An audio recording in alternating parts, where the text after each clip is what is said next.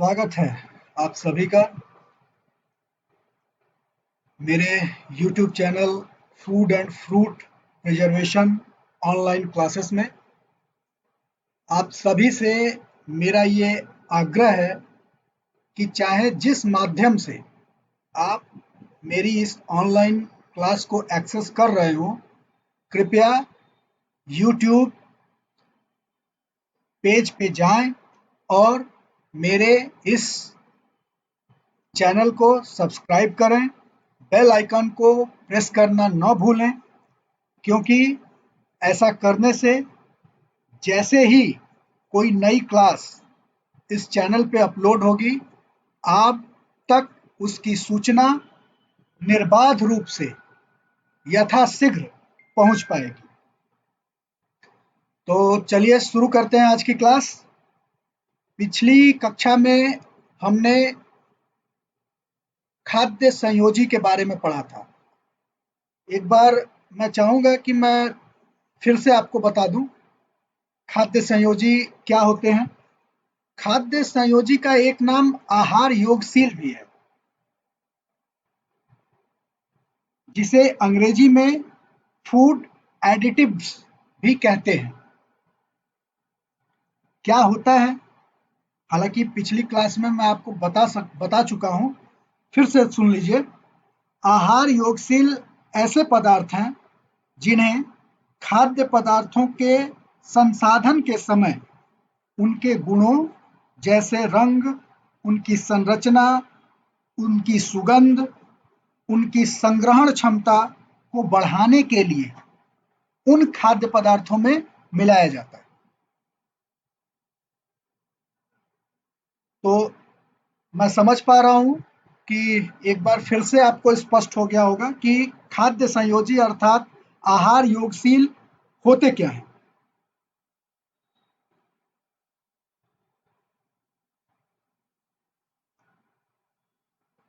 पिछली कक्षा में हमने आहार योगशील के दो वर्गीकरण के बारे में जाना था। पहला होता है रासायनिक परिरक्षक और दूसरा होता है अन्य संयोजी। तो हमने पिछली कक्षा में रासायनिक परिरक्षकों के बारे में जानकारी हासिल कर ली थी। इस क्लास में हम अन्य संयोजी पदार्थों यानी कि अन्य आहार योगशील पदार्थों के बारे में जानेंगे। तो कुछ सूचनाएं आपकी स्क्रीन पे आ रही हैं। हम खाद्य संयोजी अर्थात आहार योगशील को कक्षा 12 हेतु प्रथम प्रश्न पत्र परिरक्षण सिद्धांत एवं विधियों के अंतर्गत द्वितीय अध्याय में पढ़ रहे हैं। तो आज का जो टॉपिक है वो है अन्य खाद्य संयोजी पदार्थ। कई सारे अन्य आहार योगशील पदार्थ होते हैं, जिनमें जो पहला है वो है इमल्सिफायर। आप सोच रहे होंगे कि ये इमल्सिफायर क्या है। तो इमल्सिफायर को पायसी कारक पदार्थ भी कहते हैं। इसकी डिटेल अभी हम आगे जानेंगे। दूसरा है स्टेबलाइजिंग एवं थिकनिंग एजेंट। तो जैसा नाम से ही स्पष्ट है, स्टेबलाइजिंग मतलब स्थिरता कारक और थिकनिंग मतलब गाढ़ापन।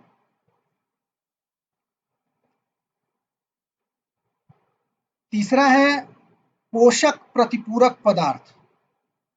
इन सब की डिटेल अभी आगे हम पढ़ेंगे। चौथा है कलरिंग एजेंट। पांचवा है फ्लेवर और छठा है प्रतिऑक्सीकारी पदार्थ। तो एक एक करके इनकी डिटेल्स को हम जानने का प्रयास करते हैं।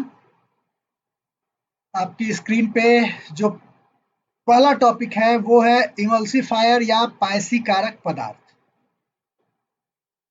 इससे संबंधित डिटेल आपकी स्क्रीन पे आ चुकी है। वह इस प्रकार है कि इमल्सिफायर या पायसी कारक वह पदार्थ हैं जिनको खाद्य पदार्थों में उनकी समता, सुंदरता और उनका आयतन बनाए रखने के लिए उपयोग किया जाता है। इनका उपयोग अधिकांशतः बर्फित फल और सब्जियों में किया जाता है। फलों से सूखी मिठाइयाँ बनाने में भी इनका उपयोग होता है। जो प्रमुख पायसीकारक पदार्थ हैं जिनका उपयोग हम करते हैं, उनके नाम इस प्रकार हैं: sodium carboxy methyl, cellulose, lecithin, sodium citrate, गोंद और कैल्शियम क्लोराइड। कैल्शियम क्लोराइड का प्रयोग हम केचप बनाते समय उसकी समता मतलब स्थिरता को बनाए रखने के लिए करते हैं। अगला टॉपिक है स्टेबलाइजिंग एवं थिकनिंग एजेंट। तो इसके बारे में भी जानने का प्रयास करते हैं। स्टेबलाइजिंग एवं थिकनिंग एजेंट वे पदार्थ हैं जिनका प्रयोग खाद्य पदार्थों में स्थिरता लाने और पर्याप्त गाढ़ापन बनाए रखने के लिए होता है। ऐसे पदार्थ जो कि सैकरिन आदि मिठास देने वाले पदार्थों से तैयार किए जाते हैं, उनमें पर्याप्त गाढ़ापन नहीं रह पाता है। अतः उपरोक्त उद्देश्य के निमित्त ऐसे पदार्थों में हम कुछ योगशील जैसे जिलेटिन, पैक्टिन, सेल्यूलोज, गोंद और सोडियम एल्जिनेट का प्रयोग करते हैं। तीसरा जो बिंदु है वो है पोषक प्रतिपूरक पदार्थ। तो इसके बारे में भी जानने का प्रयास करते हैं। फल और सब्जियों की संसाधन क्रियाओं में, मतलब कि जब उनको फल एवं सब्जियों से जब उत्पाद तैयार किया जाता है तो उस प्रक्रिया के दौरान पोषक तत्वों की हानि होती है। अतः इस कमी को पूरा करने के लिए आहार योगशील के रूप में पोषक तत्व, जिन्हें फोर्टिफायर्स भी कहते हैं, उन खाद्य पदार्थों में मिलाए जाते हैं।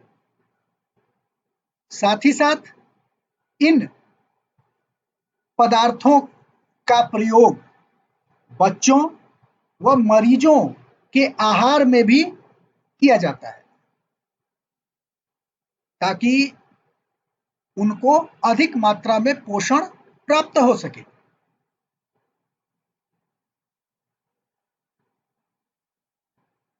परिरक्षित पदार्थों के संग्रहण में भी पोषक तत्वों की हानि होती है। मतलब जब उनको रखते हैं ना तो धीरे धीरे उसके जो पोषक तत्व होते हैं वो नष्ट होने लगते हैं। अतः इस कमी को पूरा करने के लिए पोषक तत्वों को मिलाया जाता है या मिलाया जाना आवश्यक है। पोषक तत्वों में vitamin A, vitamin C, vitamin D, thiamine, riboflavin, niacin,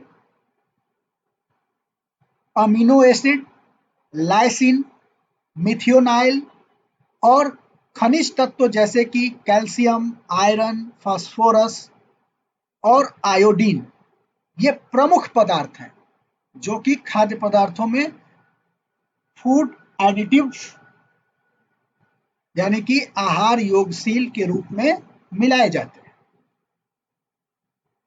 अगला बिंदु है कलरिंग एजेंट। कलरिंग एजेंट का मतलब होता है कि रंग।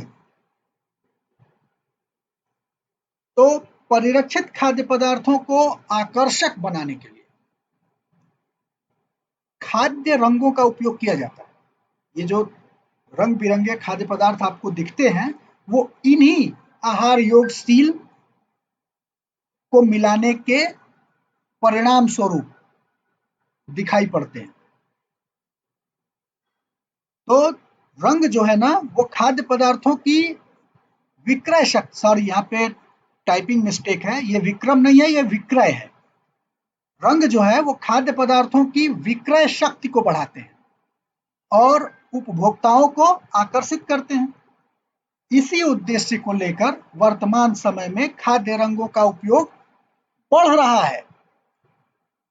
किंतु यहाँ पर एक बात मैं कहना चाहूंगा कि सभी तरह के रंग स्वास्थ्य के लिए हानिकारक होते हैं। अतः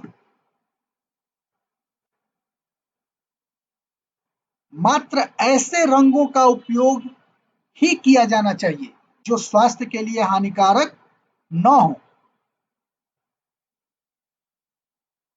किंतु जो स्वास्थ्य के लिए हानिकारक नहीं है, उनका प्रयोग भी उनकी निश्चित सीमा से अधिक नहीं किया जाना चाहिए।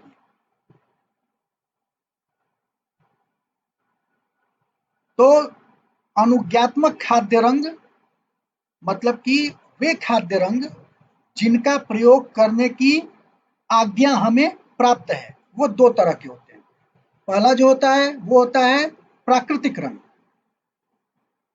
जैसे पीले रंग हेतु हम करक्यूमिन मतलब कि हल्दी का प्रयोग करते हैं। पीले और नारंगी रंग हेतु हम क्रोसर्टिन यानी कि केसर का उपयोग करते हैं। बैगनी और गुलाबी रंग हेतु हम बिटेनिन मतलब कि चुकंदर का प्रयोग करते हैं। लाल रंग हेतु हम लाइकोपिन मतलब कि टमाटर का उपयोग करते हैं। पीला और नारंगी रंग हेतु हम ल्यूटिन मतलब कि गेंदे के फूल अर्थात मैरीगोल्ड का प्रयोग करते हैं। हरे रंग हेतु हम क्लोरोफिल मतलब कि अल्फा अल्फा ग्रास का प्रयोग करते हैं। और दूसरा है कृत्रिम रंग। तो कृत्रिम रंग जैसे पीले रंग हेतु टार्ट्राजिन, लाल रंग हेतु ऑर्थोसिन, नीले रंग हेतु इंडिगो कार्मिन इत्यादि रासायनिक रंग हैं जिनका प्रयोग हम खाद्य पदार्थों में उनके विक्रय की संभावनाओं को बढ़ाने हेतु और उनके आकर्षण में वृद्धि करने हेतु प्रयोग करते हैं। अगला बिंदु है फ्लेवर। फ्लेवर मतलब होता है सुगंध। तो वे सुगंधित पदार्थ जो आहार पथ मतलब कि जिह्वा तथा श्वसन पथ मतलब कि नासिका में स्थित ज्ञानेंद्रियों को संवेदित या उत्तेजित करते हैं, वे फ्लेवर या सुगंध कहे जाते हैं। यह भी प्राकृतिक और कृत्रिम दोनों प्रकार के हो सकते हैं, जिन्हें हम खाद्य पदार्थों में उनकी सुगंध और स्वाद में अभिवृद्धि करने हेतु प्रयोग करते हैं। तो अभी बात करते हैं प्राकृतिक सुगंध।